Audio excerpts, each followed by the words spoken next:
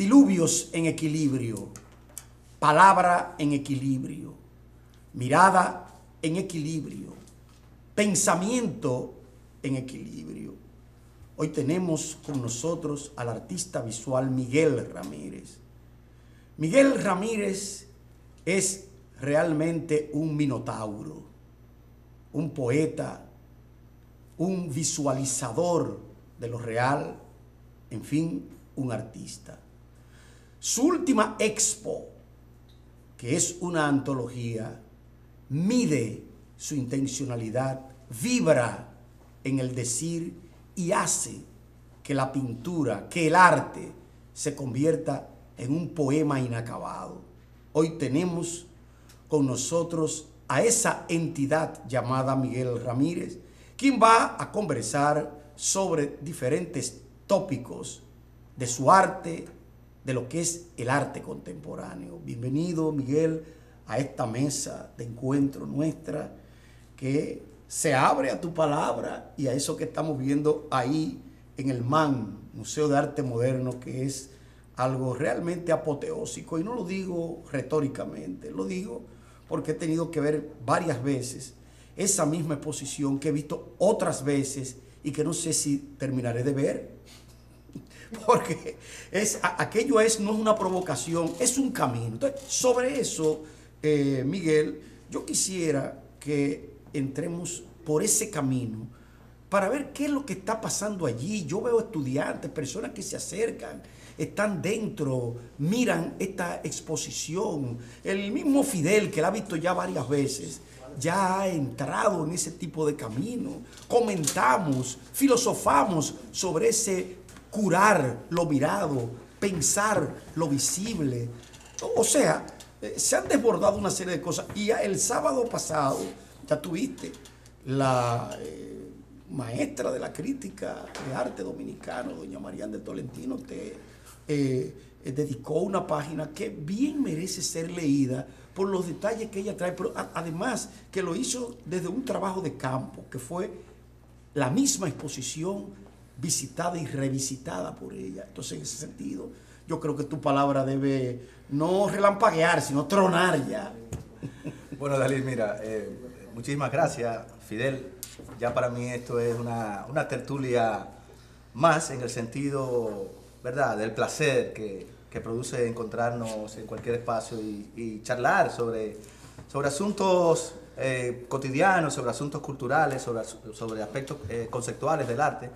Y para mí es un gran placer juntarme con ustedes y conversar. Ha sucedido un evento que obviamente no es un evento casuístico, no es un evento producto de una circunstancia, sino que Diluvio en Equilibrio, pues es el producto de... Yo estoy celebrando mis 25 años en el arte dominicano, claro, que no es poca cosa. Pero sobre todo 25 años, que es de alguna manera la singularidad.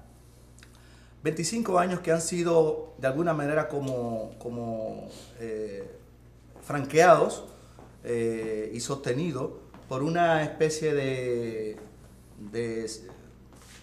coherencia, de una postura que desde mis inicios pues la fui descubriendo de manera, ¿verdad?, muy intuitiva, y que obviamente con la madurez y el crecimiento, la observación, la conciencia de lo que es el trabajo creativo, de lo que es el trabajo de un ente cultural, de un militante inclusive cultural que quiere generar cambios, pues llega un momento en donde ya el arte, la creación, el proceso creativo se convierte en un estado, digamos que consciente, sin dejar, obviamente, sin dejar siempre ese soplo de asombro, ese encuentro con la poesía que está más allá incluso de uno.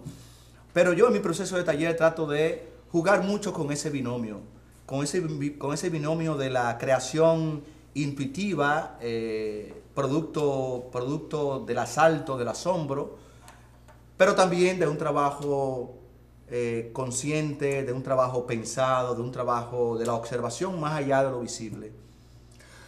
Miguel, bueno, sí, te saludamos acá de nuevo, eres invitado. Odalí se refería precisamente a ese acto, esas acciones, esas palabras, esos verbos que definen acciones precisamente y que definen tu última exposición. Curar el ojo, pensar lo mirado, jugar lo pensado. Tenemos estas acciones, ¿no? Curar, una filosofía pensar, jugar. Hay una filosofía, hay una poética, ¿vale? Claro. Lo primero que llamó la atención, aparte de tu exposición, que hasta cierto punto es una especie de semi-retrospectiva y tal, hay novedades, hay cosas ya vistas, forman parte de una antología. Sí. Lo primero que llama la atención es ese título, ¿no? Donde tú defines una poética, es decir, hay una filosofía del arte, ahí donde el pensamiento acompaña a la creación, o sea, el pensamiento estético, ¿no? Sí. Lo que el ojo está curando, el ojo cura, pero la mirada está pensando lo mirado, entonces se piensa la imagen, se piensa la mirada, y al mismo tiempo hay un juego, hay el aspecto lúdico, se juega lo mirado, se juega lo pensado, ¿no? Sí, hay algo que hay que aclarar para los amables televidentes. Sí. Cuando el ojo cura o el pensamiento cura, no es un acto medical, no es un acto clínico, es que organiza poéticamente, organiza artísticamente, tiene el cuidado de que eso que se va a colgar o se va a disponer en el espacio tiene una certidumbre desde el punto de vista estético. Entonces, pero además también el verbo es ambiguo, porque cura en el sentido ya medical, lo que se llama el espíritu, el alma, mismo ojo ya se cura al ver, al mirar a las imágenes. Por eso es bueno destacar esa ambivalencia o ambigüedad que enriquece en este caso todo lo que se llama ese pensamiento visual de Miguel Ramírez. Eso de curar como curaduría en el sentido del que organiza, toma el cuidado de una exposición, pero cura porque el acto estético es un acto de salud mental también. Claro, como diría Gadamer, de salud mental. El pensamiento también es una cura. Sí. Usted va a la exposición de Miguel, va a una galería, a un centro de arte y sale de ahí curado. Tiene valor terapéutico también. Una especie de catarsis aristotélica. Sí. Ustedes están conversando sobre un aspecto muy interesante, sobre la parte medical, me encanta esa palabra, una especie como de producir una especie de catarsis en el espectador, que yo no le llamo espectador, yo le llamo sujeto observante, en el sentido de que cuando se encuentra con una de las piezas, con muchas de las piezas, porque bueno, saben que también soy hombre de teatro y soy escenógrafo. Muchas de mis piezas, de alguna manera, o esencialmente, tienen mucho de ese aspecto escénico. Claro. Hay una crítica, un comentario sobre mi trabajo creativo que hiciera mi gran amigo y hermano Diógenes Abreu, donde sostiene precisamente que gran parte de mi cuerpo de obra está sustentado en mi ejercicio y mi experiencia escénica en el teatro. Por tanto, las piezas convocan y provocan que el espectador se sienta parte de ese espacio-tiempo en donde está la pieza, en ese sentido. Entonces, ese aspecto que ustedes hablan sobre la parte medical, sobre la parte que hasta qué punto puede de alguna manera el espectador sentirse que está en un proceso de catarsis, de sanación con respecto a lo visual, se ha dado. Yo me siento muy bien, muy halagado, porque se han dado ya 2 experiencias en visitas guiadas, donde sorprendentemente, después de casi 2 horas de recorrido, la gente no quiere irse. Hay como un choque, hay como un asombro, que la gente se quiere quedar todavía ahí en la exposición. La perplejidad de un disfrute. Realmente yo lo que observo es que ha habido un gran disfrute, pero más allá incluso como de la creación objetual de Miguel Ramírez. Claro. Es ya, porque ya no es la obra de Miguel Ramírez, es el asombro ante un espectáculo visual, un universo visual que les da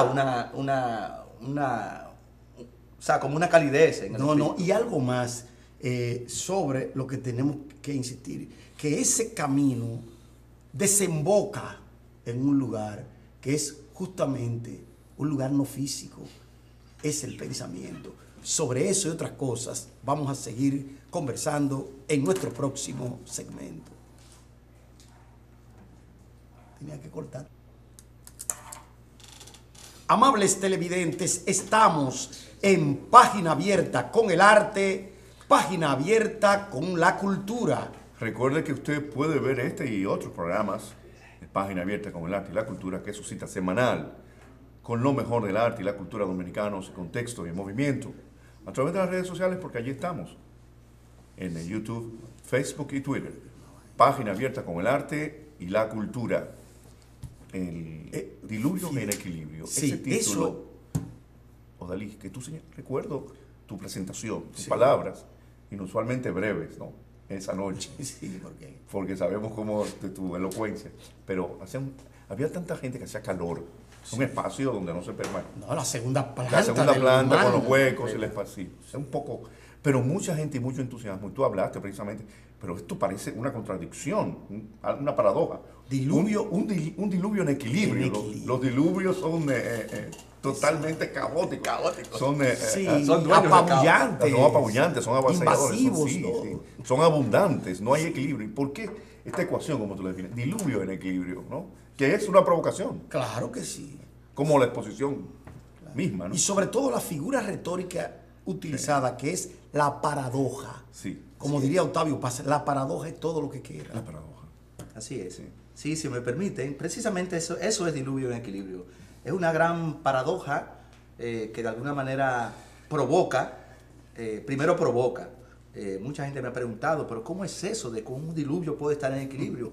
Pues más que un nombre retórico, más que un título retórico, más que un título poético de causar una impresión más allá de lo literal, yo le he llamado que es una ecuación lúdica y poética, producto de mi reflexión, de mi proceso creativo. Es decir, no es casual, no es un nombre poético, es precisamente eso, es una gran paradoja de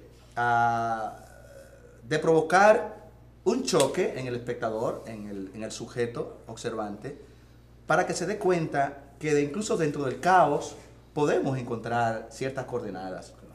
Cuando defino la ecuación lúdica y poética de diluvio en equilibrio, de alguna manera podría verse como que mi arte, mi proceso creativo es lógico, es calculado. Y no tanto es así. Pero la ecuación consiste en lo siguiente. La reflexión es simple, es simplemente diluvios como una metáfora, como una analogía de lo que es nuestra presencia, nuestro existir en este espacio-tiempo, nuestros aconteceres, nuestro diario vivir, nuestros aconteceres sociales, políticos, toda esta convulsión existencial del ser humano. No es más que un diluvio, es un constante diluvio de cosas que esperamos, de cosas que acontecen, de cosas que proyectamos y que no sabemos si van a suceder. Es decir, que vivimos en un constante diluvio. Esa es la metáfora, esa es la analogía.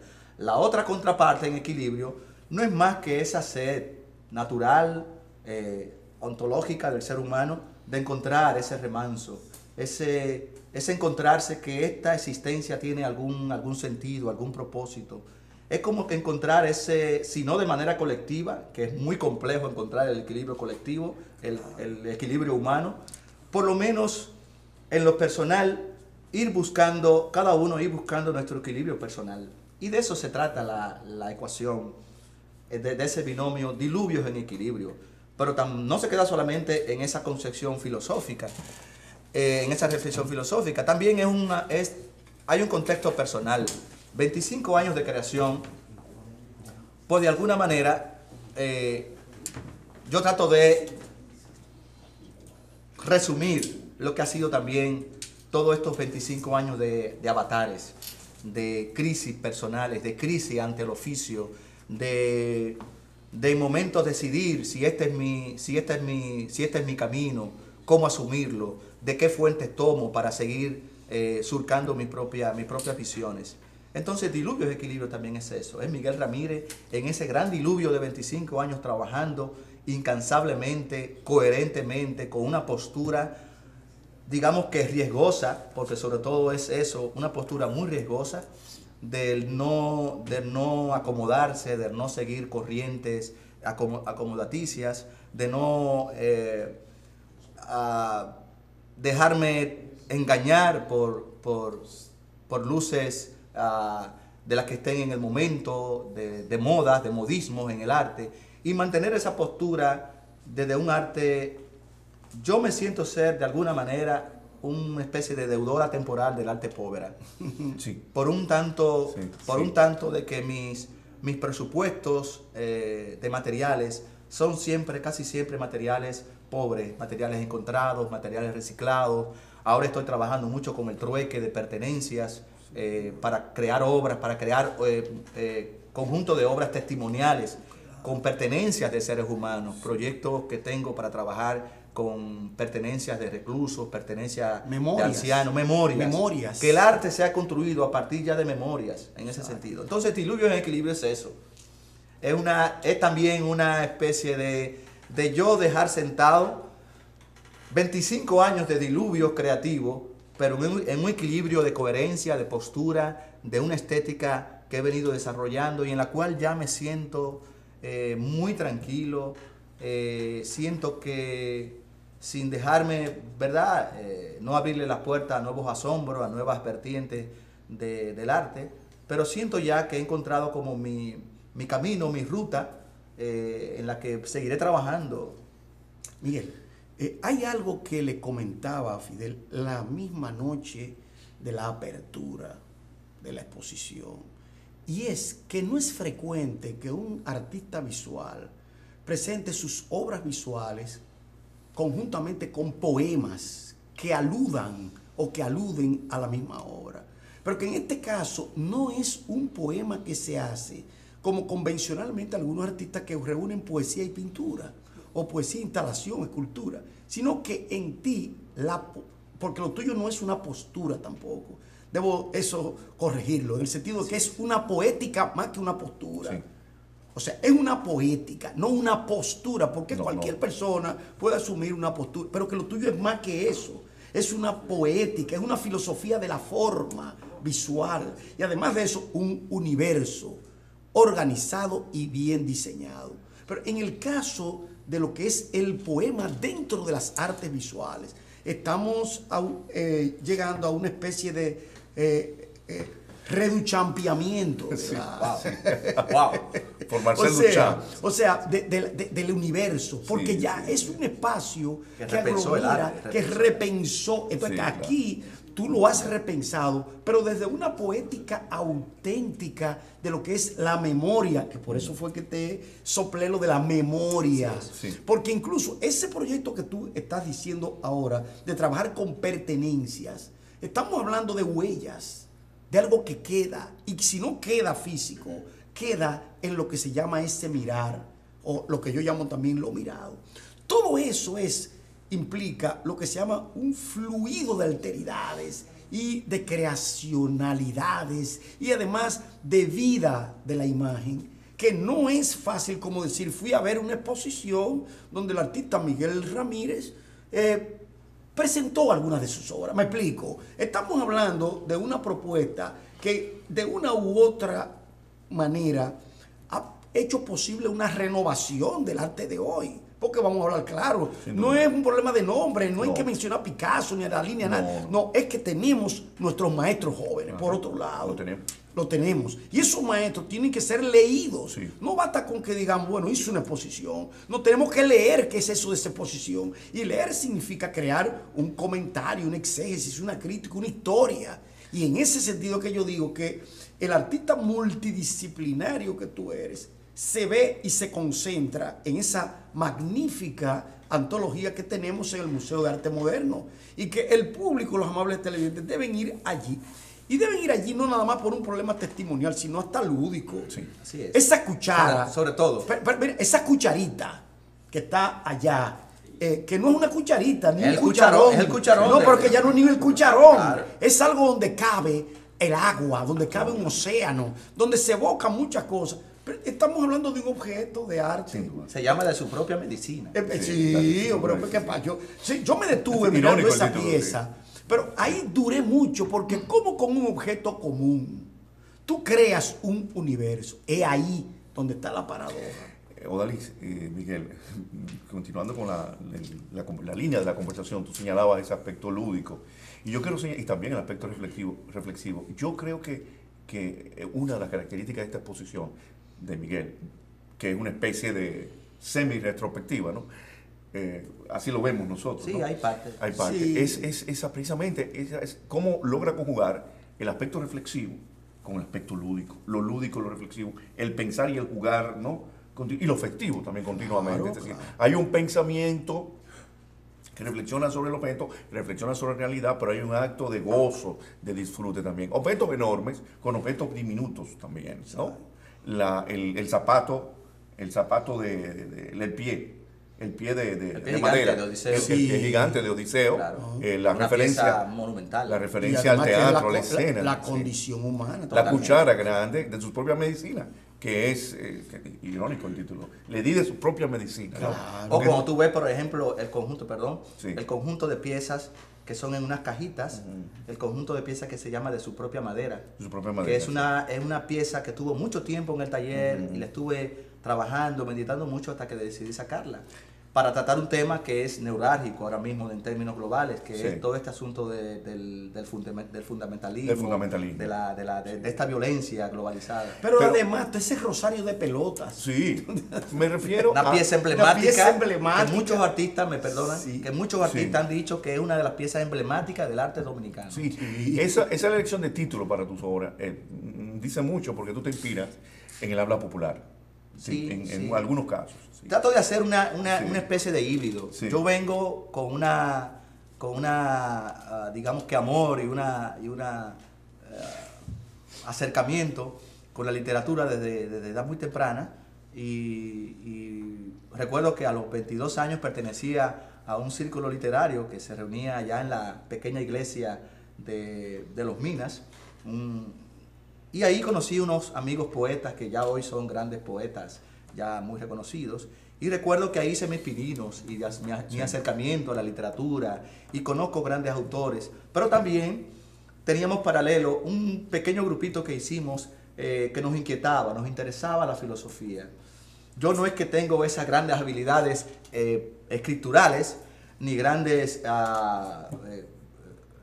quizá conocimiento para discernir la filosofía, pero sí hay algo en mí, de manera natural, de manera intuitiva, que me atrae. Y para mí, leer mucha literatura, leer mucha filosofía, ahora, por ejemplo, estar fascinado con, aunque en términos conceptuales no llegue a comprender en su totalidad, pero hay algo que me permea. Y él, por ejemplo, estoy leyendo mucho sobre física cuántica. Hay algo de ese universo tan vasto, tan espectacular, tan insondable, que me permea. Que quizá mi razón no lo comprende. Pero hay algo que me permea, de comprensión personal, intuitiva. Sí, Odalí señalaba, siempre aparecen textos poéticos Claro, en las claro. paredes de tus exposiciones. Entonces- siempre escribes, siempre hay un texto. Sí, y aquí se ve que escribe. Siempre Sí, escribo sí. no necesariamente para colocarlo en las paredes. De hecho, siempre he dicho que escribo y no con intención de ser poeta ni ser...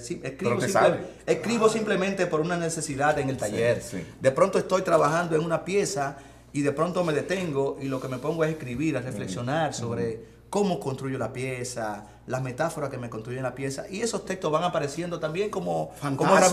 como herramientas en la mesa del taller. Fantasmas. Y están ahí. De pronto, pues, obviamente que con el interés de que la obra tenga una dimensión mayor que lo visual, pues hago ese híbrido también de ponerle texto a las piezas que sean parte, no textos que definan la pieza, porque esa es otra cosa, ya eso es didáctica. Son piezas, son textos de alguna manera conceptuales y poéticos que acompañan el universo de la pieza. Pero que surgen del taller. Que surgen en el taller, O sea, obviamente. estamos Que hablando surgen en el que no es que- taller, no es que no para- surgen en mi mente, no, en el taller, raciocinio, surgen en el taller. en la en el práctica de creación Así tuya, es. que ese es el valor que tiene Fidel. Por eso te decía que desde ese punto de vista, lo que surge allí como poema, surge dentro de la experiencia creadora visual, que no es como que alguien se siente en una mesa a escribir poema, porque eso es una Así cosa. así no es que y me lo surge. otro- no, que yo sé que no, yo sé que eso es de tu quehacer. Y ahí entonces hay más autenticidad. Hay Sí, incluso sí. más vuelo. Esa más escritura vuelo. forma parte del acto poético mismo, del acto creativo, y no está disociada del acto plástico, Sí. de la creación plástica. Siempre escribe, ¿no? Una manera como de hablar sobre la obra, ¿no? Pero en términos verbales. Sí, y aparte de eso, otra cosa, cómo ese término y al mismo tiempo esa figura se va expandiendo. Sobre eso y otros puntos vamos a seguir conversando en nuestro próximo segmento.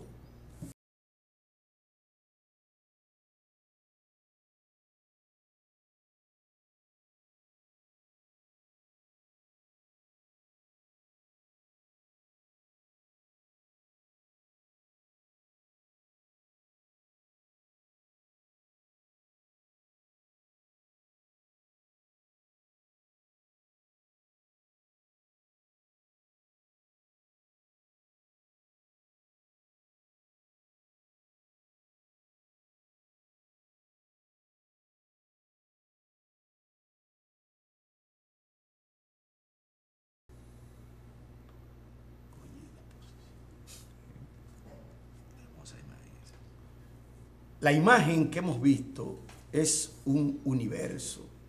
Es precisamente esa paradoja sentiente que podemos ver en la galería, en el Museo de Arte Moderno, donde Miguel Ramírez exhibe sus tonos visuales y sobre todo su perspectiva poético-visual. Recuerde que usted puede ver esta entrevista con Miguel Ramírez, artista multidisciplinario, en las redes sociales, porque allí estamos en YouTube, Facebook y Twitter con lo mejor del contenido semanal de su programa, su cita con el arte y la cultura dominicanos, Contexto en Movimiento, página abierta con el arte y la cultura.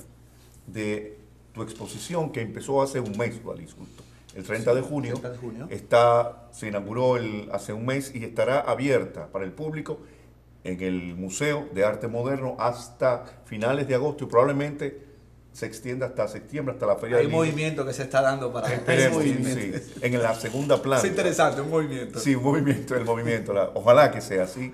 Yo he invitado a mis estudiantes del curso de verano de una de las materias que imparto, estuvieron allí y estaré invitando a los próximos cuando empiece el semestre porque habrá tiempo todavía. La exposición dura todo el mes de agosto. Quiero referirme a un aspecto de la exposición. Ya hablamos del título, ya hablamos de diluvio en equilibrio, lo paradójico, pero quiero referirme a una figura, a un leitmotiv, a una figura recurrente que tú utilizas en esta exposición. Tus exposiciones siempre son, y tus obras bien pensadas, los títulos, ¿no? Eso me llama la atención, pero es la figura de la palma, pero la palma invertida, David. Sí. Una figura que tiene una lectura ideológica. Claro, ideológica, porque ideológica. Estás, sí, precisamente, primero lo ves en el logo, en un círculo, encerrada en un círculo. Digo, ven acá, esa palma hacia abajo, como en diluvio, como en caída, lluvia, ¿no? Una variante. Pues una variante. No es la palma erecta, tipo fálica, la palma del poder, sino del casi el antipoder o del contrapoder hacia abajo, ¿no? Claro. ¿No? Esa palma que es símbolo, que tiene unos recuerdos en la historia cultural. El Chele nuestro tenía una palma. La palma del Partido Dominicano, la palma del símbolo, uno de los símbolos del emblema de la exposición está propuesto como un sello, como una moneda. Precisamente es la palma como si fuera un Chele, ¿no? Sí. Pero Miguel subvierte el símbolo palma, el símbolo trujillista palma, y lo desideologiza en un sentido, ¿no? Lo convierte en otra cosa. Pero además, la palma, en las otras exposiciones, siempre aparecen las palmas hacia abajo, como lloviendo, ¿no? En alusión hay muchas palmas. Claro, pero que a ese diluvio equilibrado que tú te refieres. Y todas conservan la verticalidad. La verticalidad. Pero aquí no, aquí... La verticalidad invertida, sí. Esa es una clave muy, muy importante y muy esencial para toda persona que vaya a apreciar la exposición o un especialista que de alguna manera, por llamarlo así, que vaya de alguna manera a encontrarse con este universo creativo de Miguel Ramírez y que no se quede simplemente de manera lineal, a observar las piezas de manera lineal y que lamentablemente no se limite, que es ya eso sería otro tema, una limitante que tenemos y es que siempre que vamos a valorar algo, lo hacemos partiendo de comparaciones, de asociaciones con otros universos. Entonces no nos permitimos la limpidez, la apertura de valorar un universo en sí mismo. Usted ha dado con una clave muy importante y ha sido precisamente, tú lo has llamado con el concepto idóneo, que es el leitmotiv. Esa palma, que no surge ahora. Surge ahora en un aspecto más radical, que ha sido encontrado de manera intuitiva en el proceso de creación, pero que también ha sido pensado partiendo desde una postura social y política. Esa palma hacia abajo es una clave importante de Miguel Ramírez, una postura. No solamente es una atracción de cómo yo veo y observo la realidad abominable en la que estamos viviendo, sino que también es una postura de donde yo quiero posicionarme, de donde yo quiero levantar mi voz y donde yo también quiero colocar mi ojo. Es desde esa postura, desde la palma hacia abajo, desde otro ángulo, porque nos han colonizado, no solamente la forma de mirar, nos han colonizado la forma de pensar, nos han colonizado incluso hasta la parte lúdica. Tenemos límites de hasta dónde podemos ser lúdicos. Sí. Entonces, esa es mi libertad. Esa palma hacia abajo es mi libertad. Yo comencé trabajando con la palma, ¿verdad?, convencional, luego la fui poniendo de manera horizontal. Hay una pieza emblemática de la exposición que la presento por segunda vez ahora, que se llama La fábula del hombre que se repite, que la palma está horizontal, con un barco, con una nave hacia abajo, y con una serie de elementos y de artilugios, y un hombre que está como tirándose a bruces debajo de la tierra, pero entonces fuera hay una silueta de un perro sin cabeza entrando en la pared. Es como una alegoría, es un dibujo donde yo trato de resumir la historia de nuestra nación. Interesante. Es una historia que se repite constantemente. Este perro que quiere entrar. Sí. Pero hay algo que he descubierto y que es clave en la pieza esencial de la exposición. Yo regularmente en la visita guiada, cuando la gente sube, ¿verdad?, que ve el título, ve la clave de la exposición, hago una descripción, comienzo la visita hacia la derecha para que la gente haga una especie de recorrido por la retrospectiva. Y termino en las piezas nuevas, en el conjunto de piezas nuevas, y termino justamente en dos piezas que son clave para cualquier especialista que quiera escribir y desentrañar el universo creativo de Miguel Ramírez, que es la pieza Bohío, que es a la que tú te refieres, una puerta simple, encontrada, y que yo me planteé no solamente hacer un grafito de la palma hacia abajo, como la he hecho en las otras obras. He hecho algo incluso más transgresor, que es trabajar desde el vacío. Claro, trabajar desde el vacío. Yo recuerdo mucho y en esto quiero hacer alusión, recuerdo mucho a mi maestro Domingo Liz, que nos daba clases de escultura y nos trabajaba, recuerdo que nos daba un ejemplo de lo matérico y de lo que era espacial. Y nos hacía un ejemplo con una papa. Pelábamos la papa, me disculpan la anécdota, pelábamos la papa y trabajábamos con la masa, tratando de buscar espacios, formas. Pero luego él decía, ok, ahora trabajemos con la cáscara. Y con la cáscara producíamos unas composiciones aéreas en el espacio, donde la importancia conceptual eran los vacíos. Entonces, en esta pieza, que es muy clave, comenzar a trabajar desde el vacío, para mí es como un oráculo. ¿Cómo desde el vacío podemos nosotros encontrar signos que nos pueden dar luces? Y aquí recuerdo, en todas esas lecturas que he hecho, unos textos, no los recuerdo literalmente, de Lao Tse, que habla sobre el vacío. Exactamente por el hueco que tiene el vaso, por el vacío, es que podemos usar el vaso. Por el hueco que tiene la pared como ventana, por eso es que podemos usar la ventana. Y por el umbral, el hueco que tiene la puerta, por eso es que podemos usar la puerta. Cierto. Es decir, el sentido que puede tener el vacío y la nada para también comunicar ideas, comunicar pensamientos. Ahí está la clave. Y eso viene de ese taoísmo que en la pintura china, por eso es que el vacío es una categoría, así como el de plenitud. Incluso sobre eso está la famosa obra de François Chen, Vacío y Plenitud, que realmente se basa en esos dos complementos visuales. Ese binomio. Porque son generadores los dos. Mientras que nosotros los occidentales pensamos que en el vacío no hay nada. Estamos más que equivocados. Al contrario, es realmente una categoría creacional que le da cuerpo precisamente al arte. La otra pieza que completa, la otra pieza que completa ya como la clave esencial y quizás como la impronta más más inmediata así en mi proceso creativo y que de alguna manera yo le he querido llamar, porque también soy una persona que me dejo llevar mucho por lo intuitivo, por los encuentros, por los asombros, pero también voy pensando mucho mis procesos. Sí. Los pienso, no de manera calculada, lógica, Sí. sino que las pienso a manera de que las ideas... Las reflexiones, sí. Las ideas también produzcan pensamiento en el espectador. La otra pieza que completa la clave es esta otra pieza que está ya en esa última pared, que se llama El hombre que quiere ser, que es producto de una pieza anterior que se llamaba El hombre que espera, que presenta en Casa de Teatro. Es una gran escultura instalacionista, que es un banco de parque. La anterior era un banco de parque oxidado, corroído totalmente frente al mar, con una especie de efigie de hombre petrificado, construido en piedras, y con la palmerita hacia abajo chorreando ahí. Se llamaba El hombre que espera. En este caso quise hacer una mímesis de la pieza, pero todavía mucho más provocativa. No con el hombre de piedra, como algo matérico, como algo que quedó consolidado, sino que ahora lo hago con la paja. Hombre de paja. Con un hombre de paja, algo insulso. Llama mucho la atención. Algo que es orgánico, algo sí. que es orgánico, pero que puede ser un material insulso, un material que es como... Y además, que no es un material aislado, es un material que haga una narrativa en otras piezas más. Sí. Y conecto entonces ahí, en construir este simple hombre tirado en este banco de paja, aparentemente inmóvil, pero que tiene una fuerza de movilidad impresionante. Una imagen milenaria. Y es ese hombre que espera ser.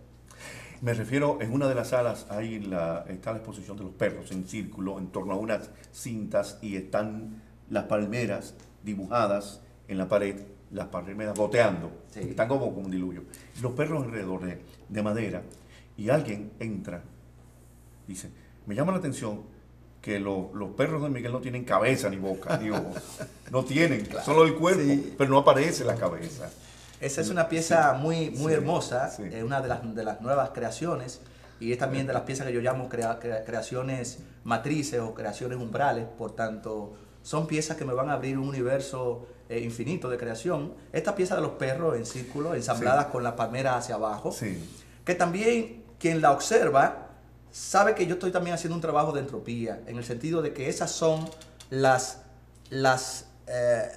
palmeras con las cuales hice el vacío en otras piezas. Entonces estoy haciendo un reciclaje y un trabajo de entropía con los mismos materiales. Estoy repensando también mi proceso creativo. Nada se desecha. Nada se desecha. Es decir, produzco el vacío, pero con lo que produzco el vacío también se convierte en otra que hay un feedback, hay una especie de retroalimentación. Entonces esta pieza, que es una pieza muy conmovedora, cuando tú entras a este salón a media luz, se llama De afuera vendrán. Bueno, y están también, de afuera vendrán, de casa te echarán. Está el olor también, claro, porque es una pieza, las velas ahí mismo. Es una pieza dentro de todo el conjunto, es una pieza donde hago mucha fuerza con el elemento identitario y el elemento del sincretismo. Es una pieza prácticamente haciendo un llamado, no sé si una evocación al resurgir de un movimiento mesiánico.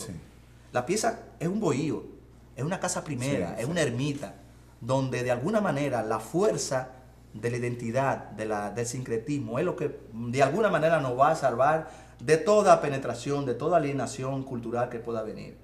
Esa es de alguna manera la coordenada de esa pieza. Hay como un ritual.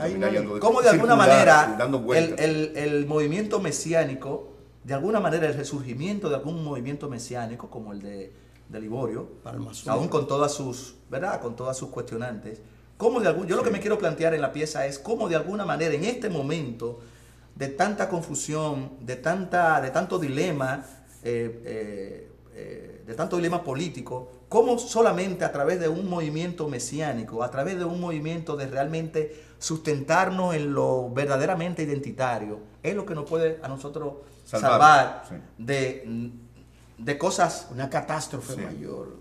En la siguiente sala veo obras con objetos reciclados, obviamente arte reciclado, arte povera, y descubro la huella visible de uno de tus grandes maestros, Silvano Lora. Así es. Ahí, es un homenaje. Qué bueno. Esa sala es un homenaje a Silvano. Qué bueno que lo traes en esta conversación, porque así como Silvano Lora, te puedo mencionar a muchos maestros directos, maestros directos con los cuales guardo una gran amistad, y con los que ya no están, pues guardé una gran amistad y una gran admiración. Por tanto, nos enseñaron lo mejor. Y lo que más nos enseñaron fue la calidad de relación entre profesor y estudiante. Tener la dicha de que maestros en Bellas Artes nos invitaran a sus talleres, me estaba a mí dando un mensaje, más allá de simplemente ser estudiante. Eran maestros que de alguna manera nos querían enseñar la devoción, lo ecuménico que hay que dedicarse al arte. Maestros, por ejemplo, como el profesor Amable Sterling, Frank Almanzar, Roberto Flores, Ángel H., un gran maestro nuestro, Domingo Liz. Pero igual, personas, artistas, maestros de la plástica dominicana, que no fueron mis maestros directos en aula, pero que de alguna manera dejaron mi impronta.